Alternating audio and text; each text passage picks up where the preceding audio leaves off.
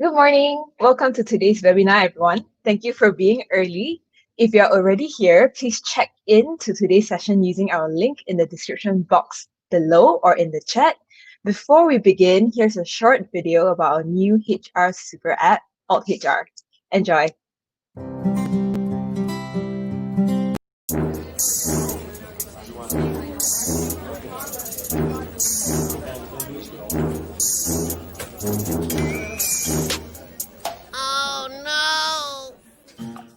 Does your company have these problems?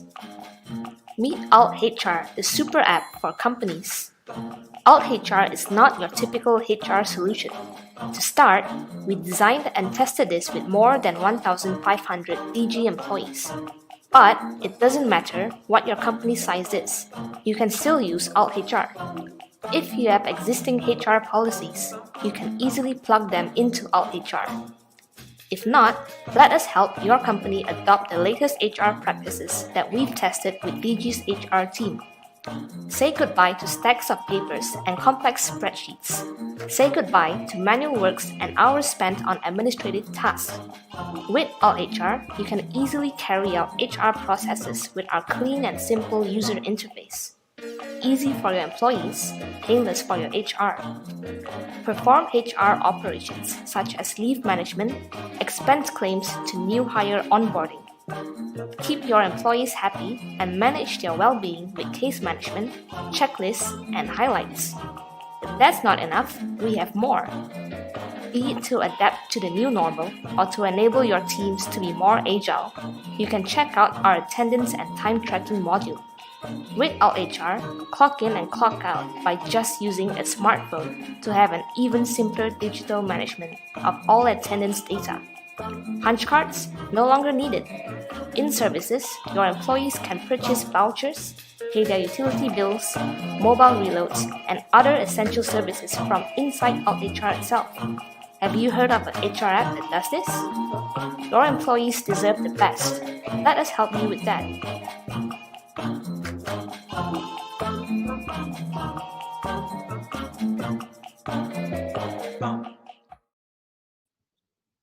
Hello, everyone. Good morning once again. My name is Michelle, and I'm the Digital Marketing Lead here at DGX, and I will be your host for today's webinar.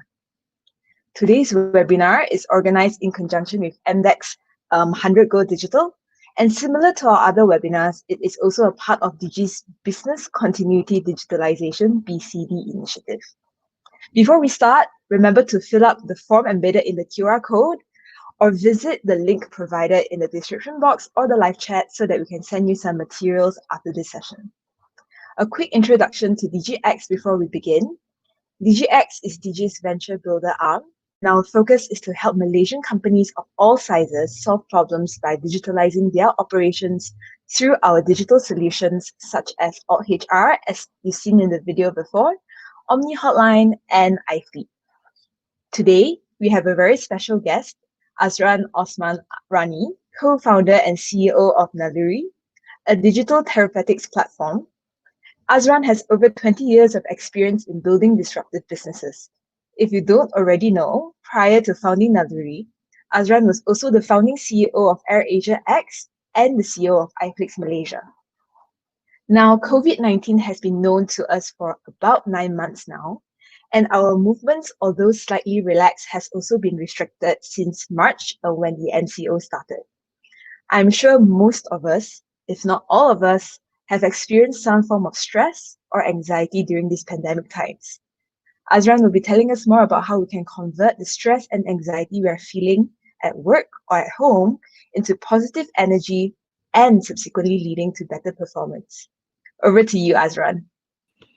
Hey, Michelle. Hi, everyone. Good morning. Thank you for being with me today. So I wanted to start first by asking one question, which is when you compare your situation now to before the lockdown period, before March 18th this year, has your stress and anxiety levels grown higher now compared to before? Have your sleep patterns been disrupted more now than before? And have you seen any diet or exercise changes now more than before? So let me know whether it's sort of kind of gone higher and more intense now compared to before, or do you think it's been about the same? And or maybe you think, you know what, things are a lot more under control now. So, let me know, give me a reaction on the chat or anywhere. Because what I wanted to share with you today is how these things that are happening right now are not a one-off event. Certainly from what I've experienced personally, and I want to share with you all the different things I've gone through, is that just when we think we've figured one thing out, there's always something else around the corner. In a way, life is like that, right? It's going to just kind of knock us down and catch us off guard. We can't control that. But what we can control is how we respond to it. So for example, when I started the airline, right, in 2007, there was a lot of fanfare. We raised investor capital. We launched the plane in November 2007. And then soon after that, boom, the world changed with the global financial crisis. Banks who said they were going to lend us money all pulled out. We were in a completely tight liquidity crunch. And while all of that was happening, there was extreme volatility with oil prices, right? We normally, when we set our budgets or business plans, we kind of look backwards, right? So in 2007, you look backwards, from 2002 to 2007, oil prices were about $60, $70 a barrel. Let's plan for that. Well, guess what? 6 months into 2008, it reached $140 a barrel. And you do all kinds of things to prepare for this new normal, this new high oil price, and boom, 6 months after that, by December 2008, it went down to $32 a barrel. Something that we cannot completely predict at all, right? And besides that, one after the other, there were all sorts of natural disasters, from the Icelandic volcanic eruption in 2010 that shut off the entire European airspace, leaving thousands of our passengers stranded in both London and Malaysia. And then the following year, just when we started flights to Tokyo, boom, the Tohoku tsunami, earthquake, nuclear disaster, which caused massive disruptions. And the following year, just when we started flights to Christchurch, New Zealand, not one, but two big earthquakes that really impacted the city and the country, right? And in any businesses, as we're going through right now, it's very hard to operate when there are constant changes to policies and regulations.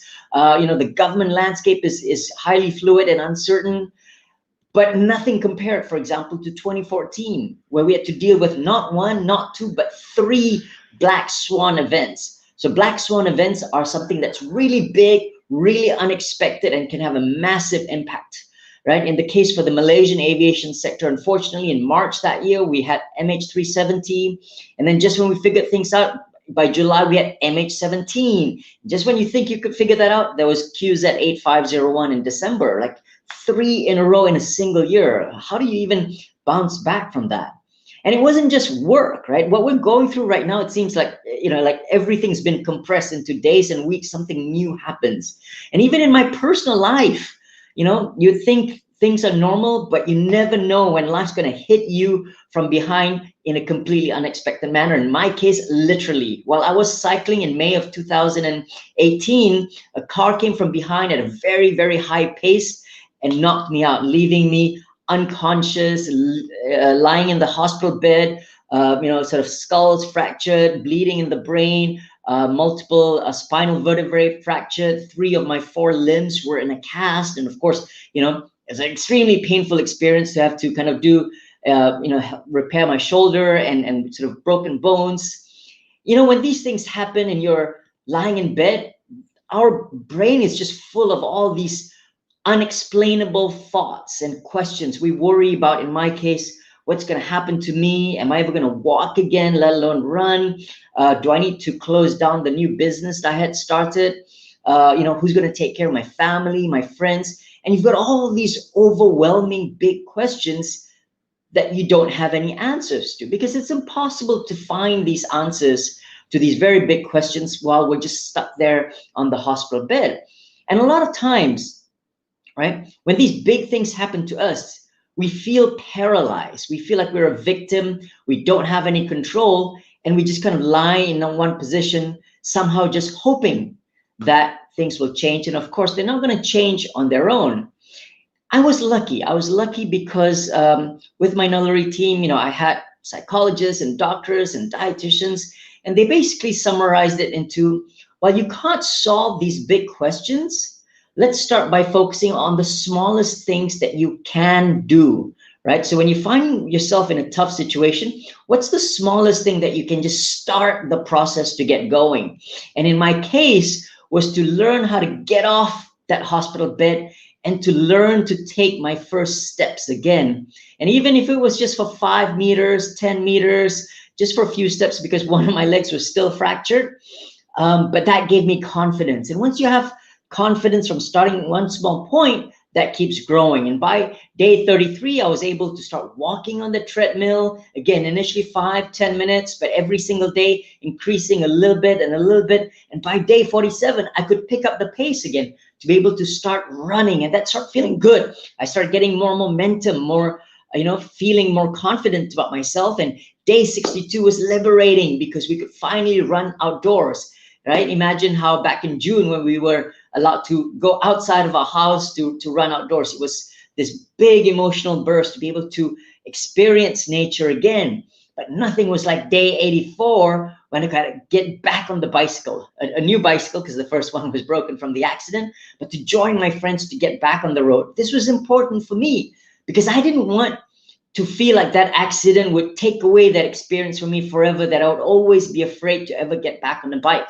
And so I really wanted to get back on, right? And to tell myself, like, life keeps going, and that one event is not going to change and hold me back. And that confidence then moved on to day 112, because then my shoulder started to heal. I could finally get 360 degrees of rotation, because initially it was still very stuck from the broken shoulder. And now I had a purpose, right? Because if I can start running again, I can start cycling again, I can now get back in the pool to swim. I had a purpose, which was to get ready to go back to Ironman triathlon racing. And on day 174, slightly less than 6 months from that accident, I went back to Langkawi to sign up for that Ironman 70.3 triathlon and to be able to complete it.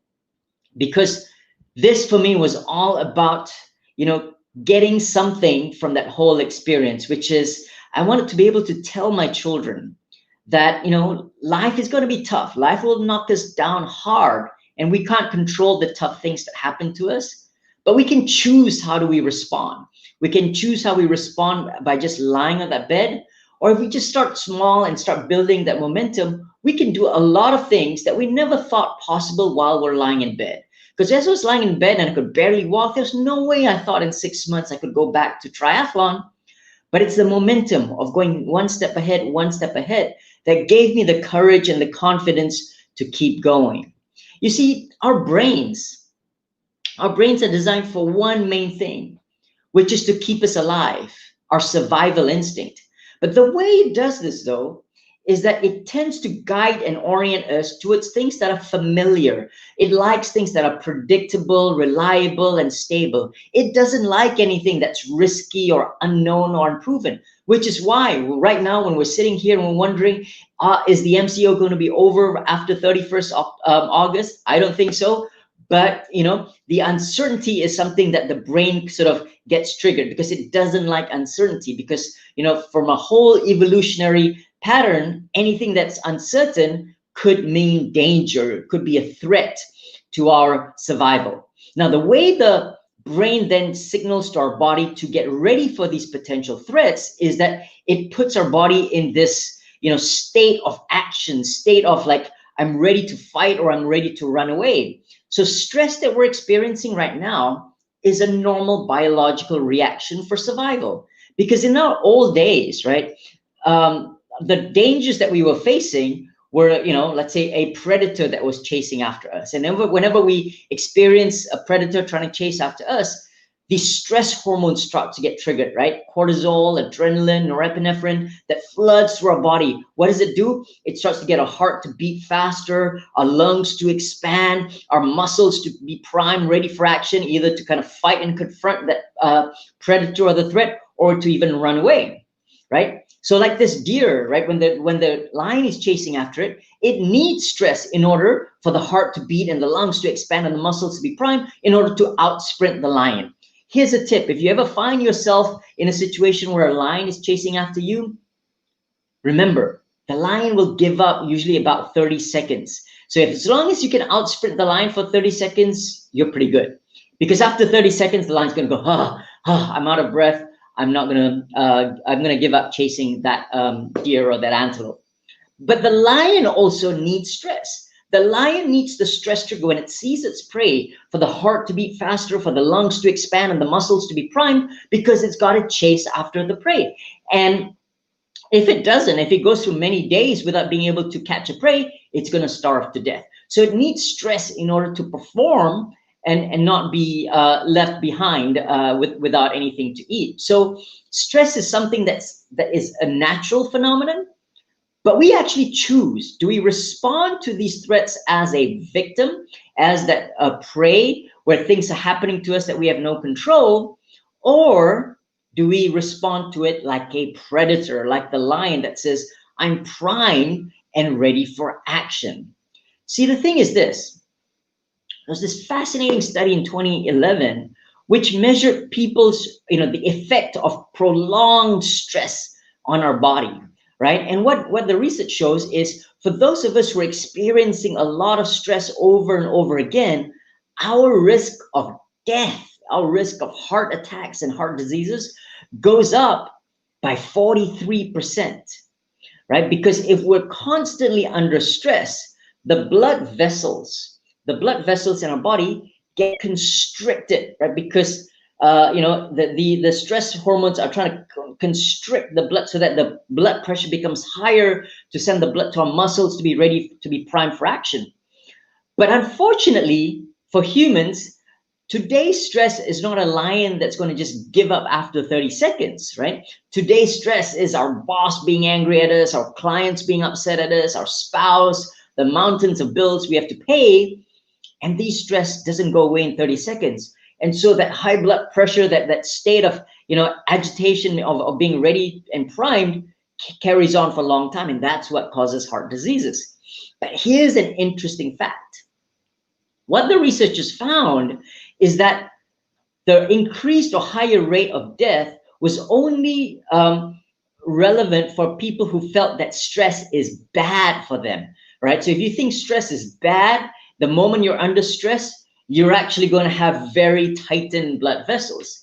But for people who looked at stress as, hey, stress is the signal for my body to prime me up, ready for action, or ready to chase my prey, the blood vessels did not constrict and tighten. And they did not have any difference in their mortality rate versus those who were not experiencing stress. So how we view stress actually matters whether it's going to affect our body or not. It's a bit like turbulence. I used to come from the aviation industry. I don't know whether any of you are nervous flyers, right? So sometimes if there's turbulence, you might get very nervous and anxious. What's going to happen? What's going to happen? If we ever now are allowed to go back to flying again, hopefully soon, and if you find yourself caught in turbulence, try this next time, which is start repeating to yourself, like for 10 times, hey, this is exciting. When I get home, I'm going to tell my friends. Hey, this is exciting. When I get home, I'm going to tell my friends. What you're telling yourself is what's happening to you is excitement, right? And when you get home, you're going to tell your friends, you're saying, I'm going to get through this and I'm going to tell my friends, which means I'm going to survive the situation. And the body responds differently. You see, excitement and fear are the same biological reactions in our body.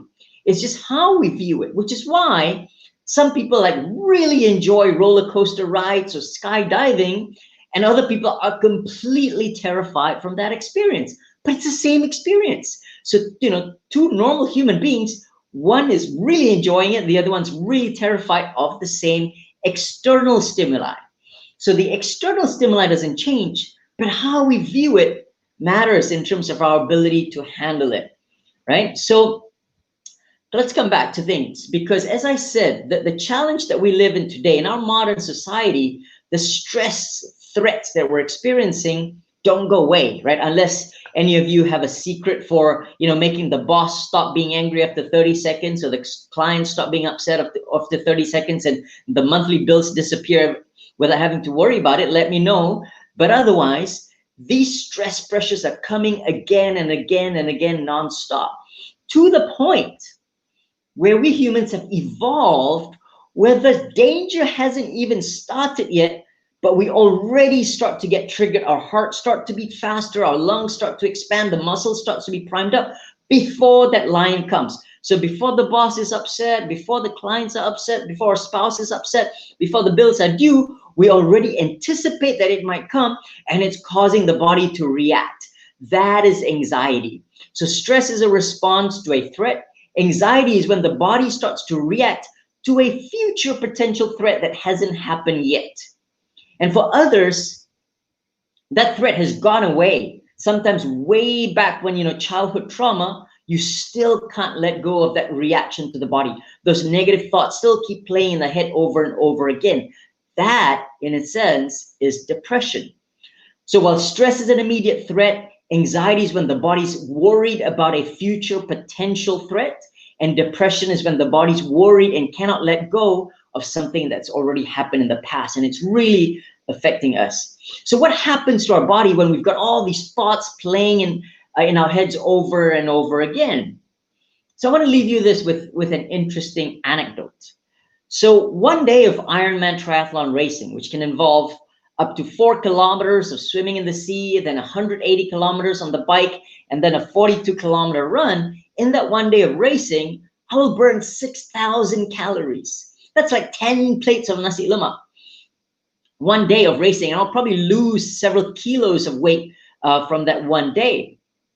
But a world champion chess grandmaster playing chess in a world championship tournament burns 6,000 calories. That's right, guys, no need to exercise, just play chess. Now, of course, he doesn't burn those calories from moving chess pieces, but because the brain is working on overdrive, thinking about 50 different moves ahead, multiple scenarios, and when the brain is moving at high speed, it consumes a lot of calories. Because our brain is only 2% of our body weight, but it consumes over 20% of all the energy, all the calories that our body needs, right? So when thoughts are playing in our heads over and over again nonstop, it leaves the body physically fatigued, physically tired, right? Now, what's the one thing that's happening right now to a lot of us that starts to create the foundation that leads to stress, anxiety, and depression? And the first thing is mind wandering. Mind wandering is when our brain is wandering somewhere else instead of focusing on the task in front of us. Harvard researchers basically quantified this and said that on average, a person is mind wandering 47% of his waking hours. 47. In fact, half of you right now watching this webinar, while you think you're watching this webinar, you're checking your WhatsApp messages, your Facebook feed, you're sending some emails, you're doing a few things at once. By doing multiple things at once, you're encouraging your brain to kind of float from one thought pattern to another thought pattern. This is the one thing that creates exposure to that anxiety and depression, because our brain, remember, is all about just survival, and it's constantly looking for negative things, right? Which is why some of us like weirdly are so focused on all the news feeds on Facebook because of all the negative news that's happening in the world, right? And the thing that a lot of us are kind of doing right now is this whole trap of simultaneous multitasking, right? You think you're being productive, but you're not, right? Trying to do multiple things at once, the brain actually cannot do that. What you're doing is you're kind of breaking things down into small chunks, right? For example, 4 seconds answering this WhatsApp messages, then 7 seconds I'm paying attention back to this webinar, then 12 seconds I need to send this email out, then I'm going to go and kind of check my Facebook news feed or my Instagram feed, go back to WhatsApp. You're switching gears, moving one after the other. You're not doing all things at once. You're constantly shifting gears. And every time you shift gears, the brain has to work extra hard, right? So imagine, for example, if I were to time you, or you can do this later, just do a screenshot of this, right? You can see 2 different sets of activities. On the left-hand side here are arithmetic problems that you can work on, and on the right hand side are kind of like creative visualizations, right? So look at each 2 pairs of objects and come up with a sentence that kind of uses both things, right? Now imagine if I had asked you to do this, one on the left then move to the right, then one on the left then move to the right, one on the left then move to the right, right? So what's 18 times 7? Go. Finish that. Okay, come up with a sentence where there's a fish on a bicycle. Okay, then move to 52 plus 19. What is that, right? Then find what's, how to make a sentence with an apple and an eye. If you keep hopping from one different task to the other, what research shows is you're going to be about 20% slower than people who are only doing all the work from the left. When they're done, then they do all the work from the right? So notice how by simply task switching all the time, we actually lose productivity, efficiency, and effectiveness, right?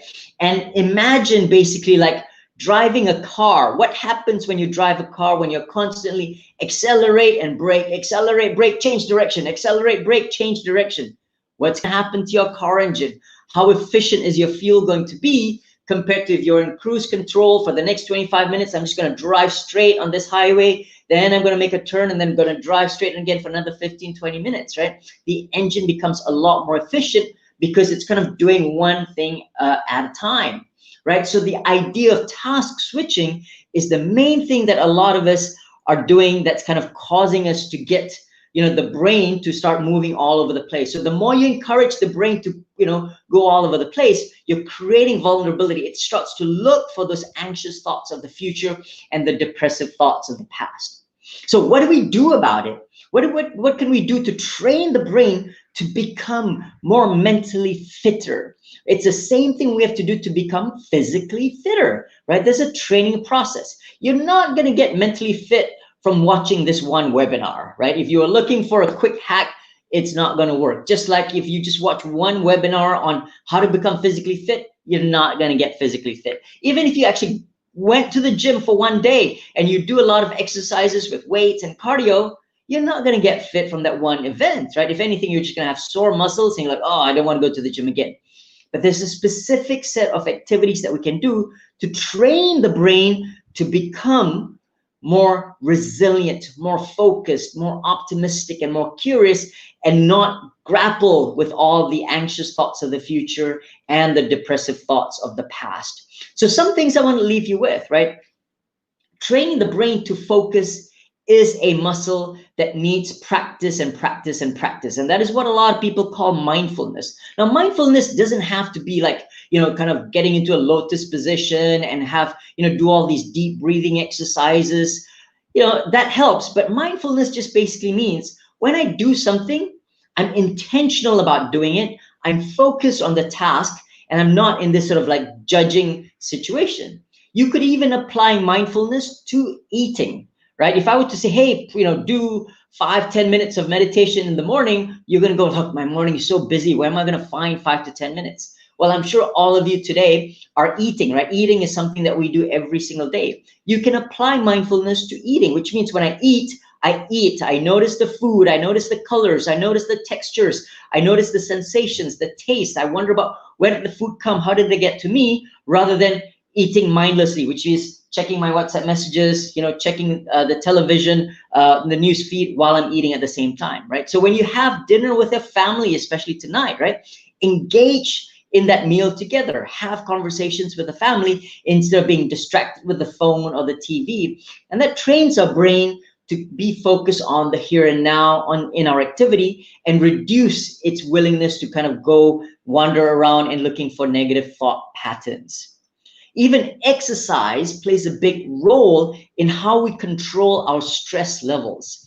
But there's the right type of exercise and the wrong type of exercise. A lot of people, CEOs in Malaysia say, oh yeah, I exercise regularly, like, 3-4 hours every week. I was like, wow, that's a good amount. What do you do? I play futsal at Ampang from 10 p.m. to 1 a.m. on Saturday nights. What do you do the rest of the 6 days? Nothing. Well, all you're doing is you're kind of putting your body in a state of shock, and trying to play futsal with 20-year-olds is something that's going to get your heart rate to even beat faster and actually create a kind of like a dangerous impact on the body, rather than learning what is the right intensity, what heart rate do I need in order to control the stress hormones in my body. How do I focus on variety of activities? What are the movements that I need? What's the frequency spread over a week that allows my body to learn how to handle these stress hormones whenever they come? So a lot of what I do with my team at Naluri is helping people define specific activities that are unique for them in order for them to better handle their stress. Sleep is another thing. Sleep is massively important, because if you remember, if depression and anxiety are all these negative, anxious thoughts of the future and the depressive thoughts of the past, well, what happens at night, right, is like there's these gardeners in our brain called glial cells, and they start to prune away at these negative thoughts, right? That's kind of like blurring our head. But it needs that 7.5 hours in order to do its job. So if you actually had a good night's sleep, you can wake up in the morning feeling like, wow.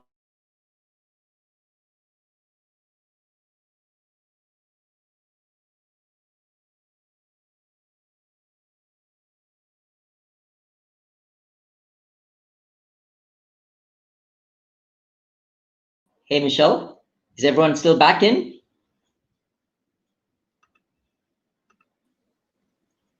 Yes, no problem. You can just continue from where you left off. Awesome. Okay, sorry about that. But anyway, with sleep, right, what research shows is simply losing 2 hours of sleep over 3 to 4 days, i.e. instead of 7, 5 hours of sleep over 3 to 4 days, our effectiveness on focus and resilience is going to drop by up to 30%, because the gardener has not had enough time in order to be able to clear these cobwebs of thoughts in our heads, right? So sleep becomes important, and how we handle sleep, there's a specific set of things that we can do before, during, and after in order to help improve our sleep quality. Food also becomes very important, because there's right types of nutrients that we need to handle stress. Magnesium, for example, which you can get from spinach, you can get from almonds, pumpkin seeds, etc., are important in order to be able to control and manage the effects of cortisol, the stress hormones in our body. Whether we have enough protein in our body, whether we have enough fiber, becomes very important. But the trick about diet is this: it's incredibly unique, because we're all genetically different. So I'm sure you've all heard about all the different kinds of diets and tips and all that. But guess what? What works for one person does not work for the other person, because we're all genetically different. And to demonstrate that, I want to show you this actual real life study of two people, person A and person B, right? And when they eat two types of food, one is ice cream, the other one is white rice. Both of these are sugars or carbohydrates, right? And we want to watch the amount of blood glucose in the body, right? So when blood glucose kind of spikes and crash, often from eating sweet things or high carbohydrate, starchy things, right? That's actually creates this susceptibility to stress, right? Because it affects our stress hormones, it affects our hunger hormones, it affects our, a lot of our well-being when we have this spike and crash in blood glucose. But person A can eat ice cream and have no effect, but when he eats white rice, big spike and crash. But person B, when she eats ice cream, big spike and crash, but when she eats white rice, not a lot of difference. So we really need to tailor and understand what food types actually work with our body. And the last thing I want to share in terms of the effect on our body is, a lot of people talk about stress hormones, the cortisol, the adrenaline, the norepinephrine, which makes your heart beating faster, your lungs to expand, your your muscles to be primed. And by the way, the other thing it does, it narrows our vision, because the body is trying to tell you, you have an immediate danger. I only want you to focus on that danger. It actually blocks away our ability to think clearly, to think strategically, to think long-term, and to think creatively, right? So this is what happens with stress hormones. But at the same time, our body is actually releasing another hormone that most people don't know or don't talk about, which is the oxytocin hormone.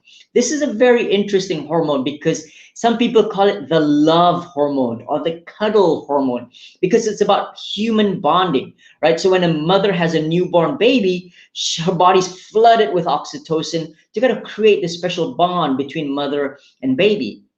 And the reason for this is because we've evolved as a human species where social connections was our fundamental way of dealing with stress. Because remember, in the ancient times, right, the threats were the predator chasing after us, or there was like a harsh winter or a terrible drought or all kinds of pandemics.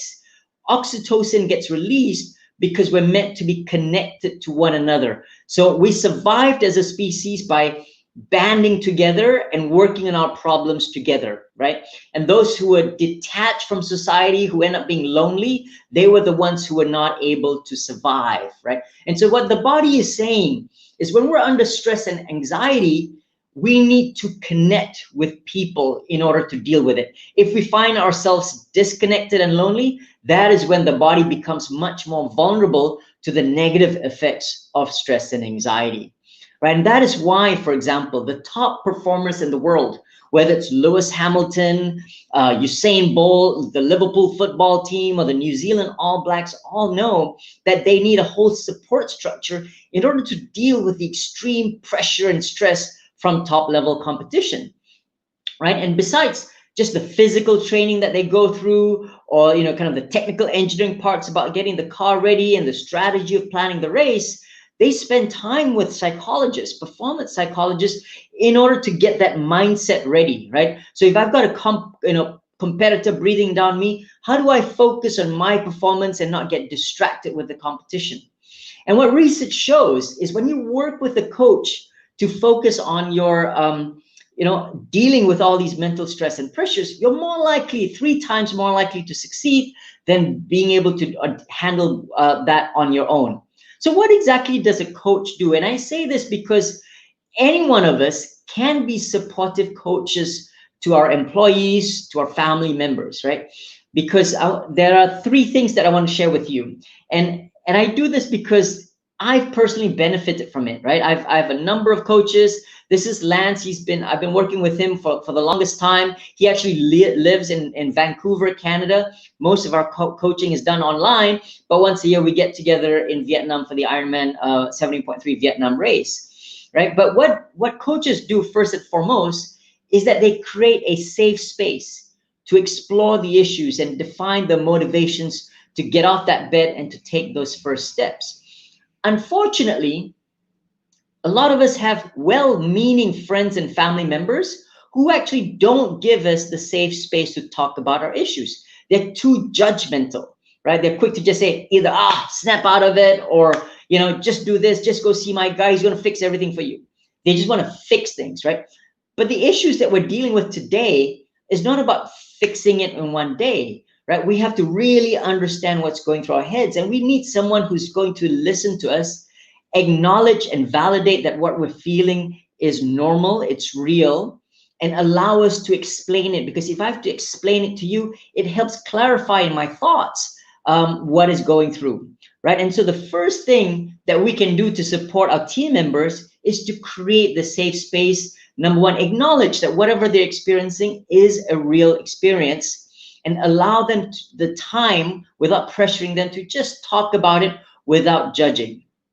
Then once that you get through that stage, the next part is, okay, now that we're in this situation, what are the things we can control and what are the things we cannot control? Sometimes a lot of us feel like I have no control about the big things that are happening for me. Remember my accident, right? When I was lying in that hospital bed, I did not have any control over what's going to happen to my business, to my employees, to my family members, who's going to take care of them. And the only thing that my coaches said is, Well, what you can learn to control for today is to learn to scoot off that bed and start taking the first few steps, right? And I will be there with you. And every step you make a little bit of progress, a little bit of progress, and a little bit of progress. And lastly, whatever progress you make, you will bound to get hit by roadblocks, setbacks, and obstacles. That is normal. Nobody has a free ride with no pressure at all, right? And what important role that a coach plays, or a supportive friend or a boss, is to help people think through options, right? If option A gets stuck, what are my options for option B, option C, option D? A lot of times on our own, the moment we hit a setback, roadblock, or obstacle, that is where we give up, right? And especially for, as we get deep into this, we realize a lot of us, for example, one of the biggest mindset blockers that we have are things like, we look at things black and white, right? All or nothing. It's either 100% or zero, right? So for example, if I'm trying to go on a diet and suddenly someone comes to the office with these nice, gorgeous red velvet cupcakes with fondant icing and all that, and like, oh, I can't resist. I eat one cupcake and I think, oh, my whole diet is ruined. Throw that diet away. New diet starts tomorrow. Today, I'm just going to start eating everything again. Because we look at life as just, if I fail once, that is it, right? So if I'm supposed to work out today and my boss makes me work late and I've, instead of 1 hour at the gym, I only have 5 minutes left, I'm not going to do it. And the more you skip, the more likely you're just not going to show up in the gym again, right? And so a lot of what we focus on as coaches is to help people realize that no matter what happens to us, it is not 1-0, it's not game over, but we always can think about what's plan B, what's plan C, even if I've got only 5 minutes left, I can actually do a lot of exercises in only 5 minutes, but that gives me the momentum so that next time around, I can carry on back on track instead of just missing so many sessions one after the other. And so lastly, just to kind of share with you, my whole experience has kind of helped me shape Naluri, which is to kind of create an online solution to get real professional help in a convenient manner. Because one of the challenges with healthcare today is it's so hard. Where do I go to ask a doctor, to ask a psychologist, a dietitian? I've got to make an appointment. I've got to get on this telemedicine platform. I have to be there. They have to be there at the same time. That's very complex and it can be quite costly. But imagine if you had your whole team of professionals to support and guide you, your psychologist to focus on your motivations and mindsets and resilience, your dietitians, remember how do I understand what foods work for me, doctors, fitness coaches, financial planners, executive coaches, all conveniently available. We then feel we're no longer alone, right? We can start to feel our oxytocin hormones surging, getting us ready to deal with the stresses, anxieties, and pressures that we all face. So basically, guys, I wanted to thank you, and I want to just let you know that no matter how challenging it is, you're not alone, right? And things are not black or white. No matter what those setbacks and obstacles are, there's always a way to learn to get back and to make those first few steps on your road to recovery. With that, thank you very much. I'm going to pass it back to Michelle and look forward to your questions, comments, feedback. Thank you, guys. Thank you very much, Azran, for that very insightful session and that very heartwarming story of your recovery journey. We hope that the audience managed to learn a bit more about stress and anxiety and also some ways to help them manage those emotions. I certainly have, and I was taking lots of notes. A lot of people had a lot of comments. They were asking whether they can rewatch this video, which you can. It's on YouTube, so you can rewatch it anytime you want. And someone said that this is some TED level content. So I think that's really great. I'm sure everyone enjoyed watching this and there are plenty of questions. So let's get started there. Let's see. Our first question is from Xue Yan Tan, and her question is, in your opinion, does stress come more from external forces mainly or internal? How do you identify and overcome them during your most stressful time at work? Okay, well, thank you very much, Yan, for that question. So stress is a reaction to an external force, in your words, right? So something has happened externally that causes us to react, right? So the thing is, though, that is stress. However, as humans, we've now changed to the point where there is no external force and we're anticipating future potential external force. And so it feels like there's nothing going on in my life, but suddenly my body's reacting, right? That is anxiety. That is why sometimes, we go through normal life and suddenly we have a panic attack, right? If any of you want to experience what it's like to have a panic attack, Michelle, would you like to experience what it's like to have a panic attack? We can do this in 30 Sure, seconds. I will. Okay. Yes, I will join you. In 30 seconds, what I want you to do is to inhale very, very quickly and rapidly. Okay, go.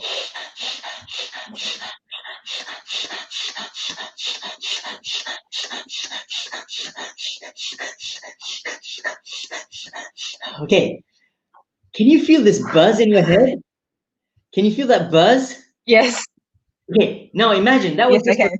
30 seconds. A typical panic attack can last for between 10 to 20 minutes, right? And so it just happens, like as if there is no external force that Shu Yen must be talking about, but it starts to happen, right? Because it's a biological reaction that our brain is worried about something external that's going to happen.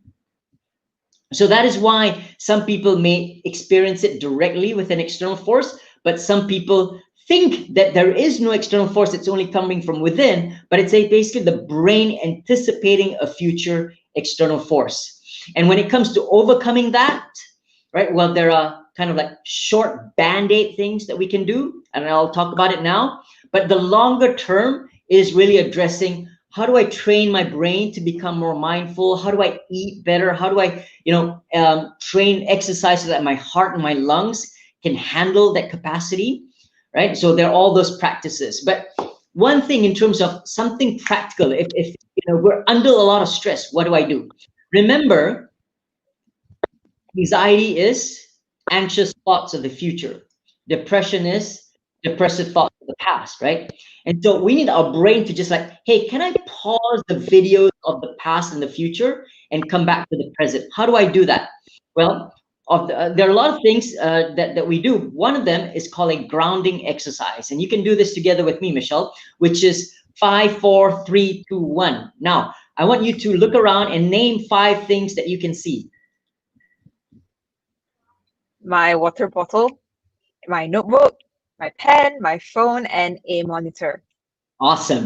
Now, 4 things that you can touch and feel, whether it's your clothes, maybe there's a slight aircon or breeze from the fan, things that you can kind of like touch and feel with you, right? Mm-hmm. So Okay. I can feel my cardigan, which is nice and warm. The air conditioner is cold, that's why I'm wearing this. I can feel a bit of the heat from outside the window, and probably can touch my dress as well. Right, or the soles of your feet, you can touch the floor. Okay, great. Now, 3 things that you can hear. Ooh. You It's really can, quiet right now, but the air conditioner, I can actually hear the exhaust. I actually just heard a car horn. Other than that, I can hear a bit of whispers, the background from the office. Yes, And right. of course you too. Okay, 2 things that you can smell, and you maybe just name that in your head. You don't have to talk about it. And I hope you pick me this time, right? And lastly, 1 thing that you can still taste in your mouth. Okay. Now, what I've done is to engage your 5 senses, and by just orienting the 5 senses around me for that one brief 1 minute, the brain paused those videos of the anxious thoughts of the future and the depressive thoughts of the past. And sometimes that 1 minute of relief counts.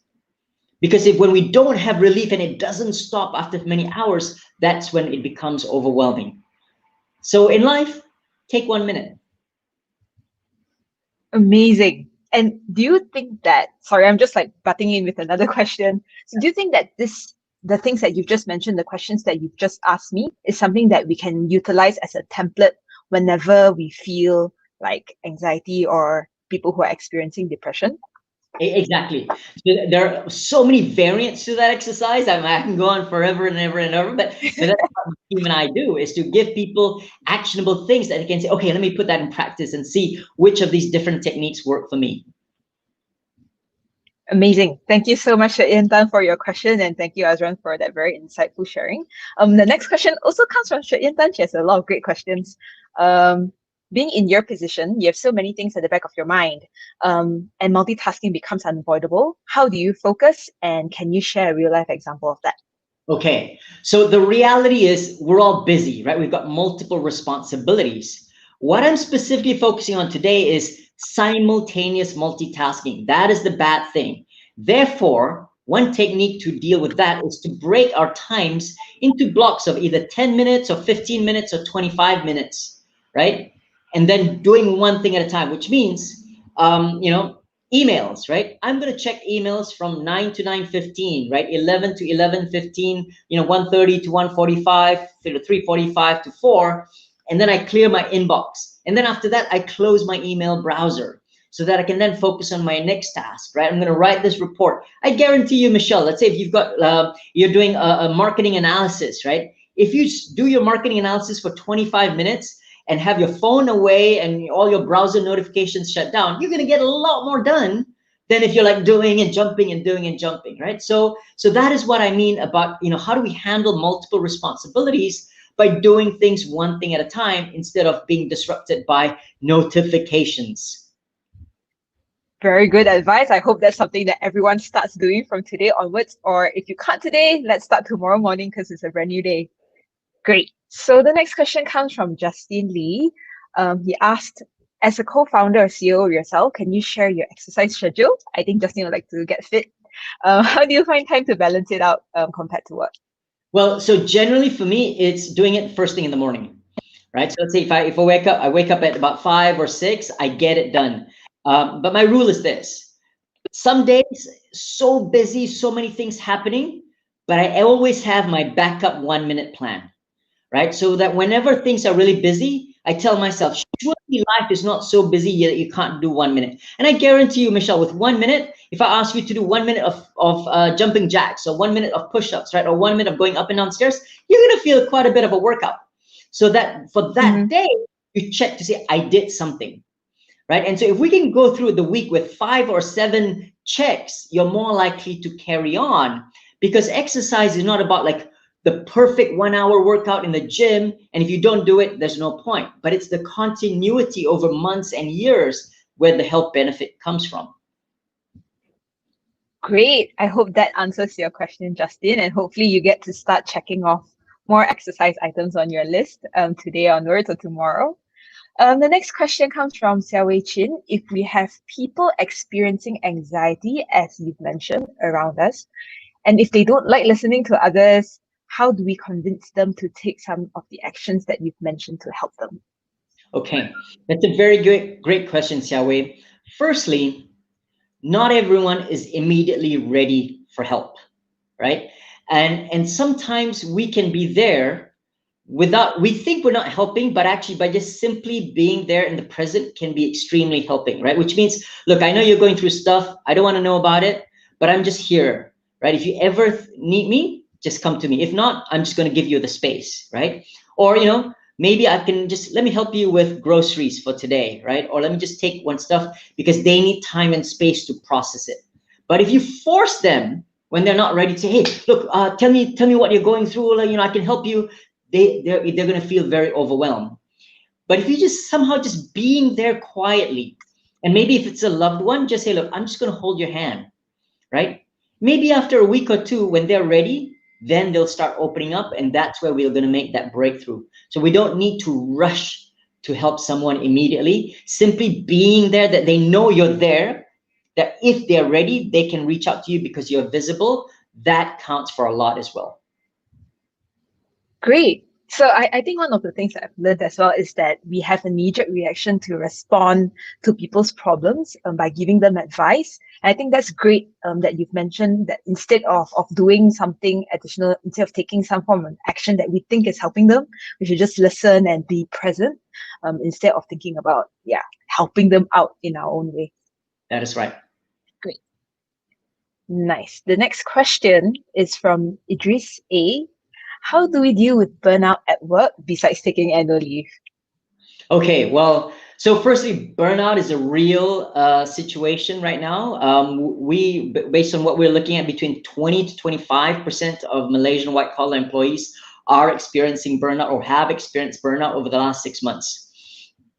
And so burnout, right? In a way, it's a bit like exercise. Yes, there's annual leave, but there it can be something as simple as that 1 minute break. Remember, where you just kind of like pause and talk about 5, 4, 3, 2, 1, right? It is about, remember, burnout is when the brain is on overdrive, like that chess master going through 50 moves. So I need to just pause those thoughts, right? And I can do that by when I eat, I focus on eating.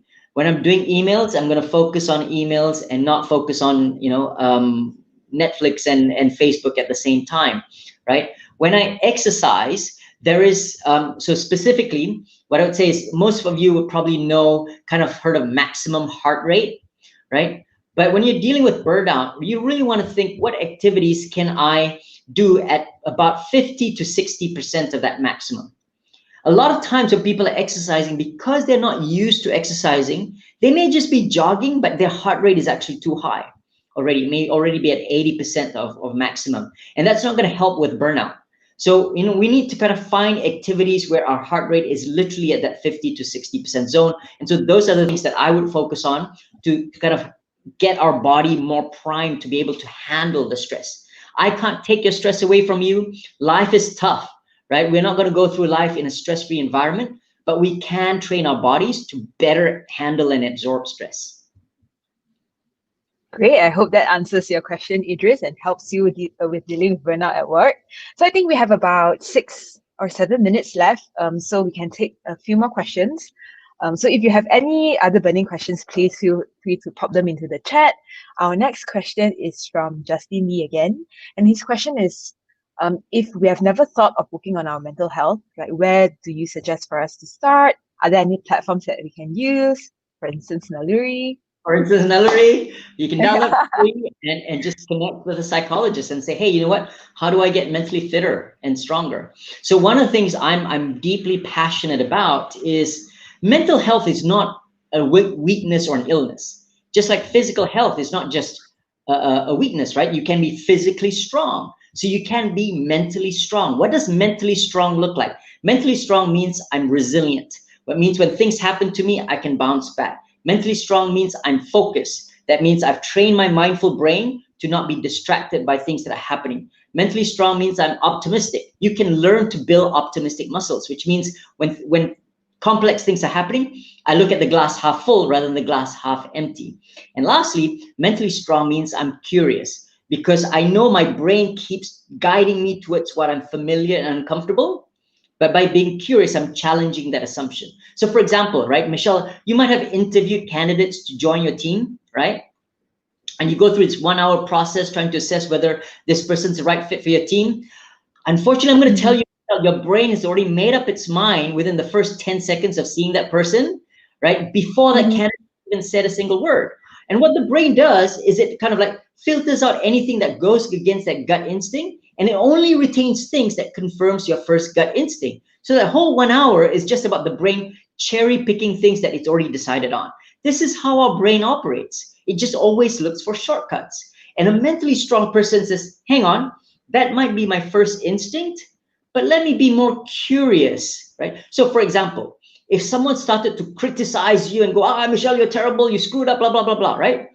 Generally, most people, their brain will have one of two reactions. That person is wrong. I'm going to prove it, right? I've got all the facts and data why that person is wrong. Or, oh my God, I'm a terrible person. What have I done, right? You start to blame yourself. But mental strength means I'm curious. Tell me more. What do you say about that, right? I'm not agreeing or disagreeing with you, but I'm engaging you. I'm getting more information because there's more to it than meets the eye. Unfortunately, most of us are too kind of like, we jump straight to that conclusion, right? That is really great advice. I think there's a few things that I need to take note of here, which is one, on the interview process, and also especially on the one where someone is giving you more critical feedback. I hope that's something that everyone would take home today. I think we have one last question, and that comes from Places Media. I think that ties into what you've mentioned towards the end of your session, which is now that the world needs to socially distance, do you think that virtual connections will achieve the same oxytocin levels as physical connections? And how can we, if not, how can we connect in the current situation? Yeah. Fantastic question. So there is research that shows that we can benefit from the positive effects of oxytocin from what's called weak connections or weak relationships, i.e., even acquaintances can make us feel better. Which is why during times like this, I feel it's very important for teams to find ways to socially bond even while we're remote. Whether it's doing things like, hey, let's do virtual runs, right? Or one of my favorites is, let's say, I give all my team members the same jigsaw puzzle, right? 1,000 piece jigsaw. Now everybody's got to do it. It takes like 15, 20 minutes every day, but most times it'll take 2 to 3 weeks to complete the whole jigsaw, right? And so every 2 to 3 days, take a picture of your progress, right? And share it with the team. Right? We're kind of all working on the same thing, but we're working on it physically separate, right? And jigsaws actually help our spatial reasoning, our contextual understanding of kind of, visual cues, and that tenacity and persistence to not give up when it looks like, the pieces don't make any sense. So there are tons and tons of activities that we can do to build social connection, even while we're physically distanced. Nice. I think that's really interesting. I never heard of that before. Must be mildly stressful to have to share your progress of your jigsaw puzzle assembling. But Yes. it sounds fun. And I think you always feel a bit of like achievement if you see your progress and you're able to share that with other people as well. That's a great idea. Maybe that's something I should do with my team. Yeah. Yes. Great. So I think that is all the questions that we have today. We're ending right on time, like just a couple more minutes to 11 o'clock. So thank you so much again, Azran. I'm sure everyone managed to learn something or plenty of things that they can start working on right now or latest tomorrow. That's something that I would have to work on as well. If anyone would like to rewatch this video to take more notes, you can come back to our YouTube channel and it will be right there. Great. So if there are any other burning questions that you have that we were unable to answer during this webinar, feel free to email us at hello@althr.my. Before you leave, just another reminder to fill up your information in the QR code or the link provided in the description box below so that we can share this video with you if you want it in your inbox. You can easily sign up or register for your interest for the solution that we mentioned earlier during this webinar, altHR, at althr.my. And as mentioned, if you need any help, you can always look for us there. Our next webinar is coming up next week, and it will be about the SME digitalization grant. You can stay tuned to our webinars page in the altHR website for more information. And we will also be sending you an invite in the next couple of days. And also, if you have any other burning topics that you'd like us to talk about, we will be happy to talk about them. Just let us know and we can organize that webinar just for you. Thank you so much again for staying with us until the end. We hope you enjoyed listening to this webinar as much as we enjoyed planning for it. Till then, stay safe, stay healthy. See you soon.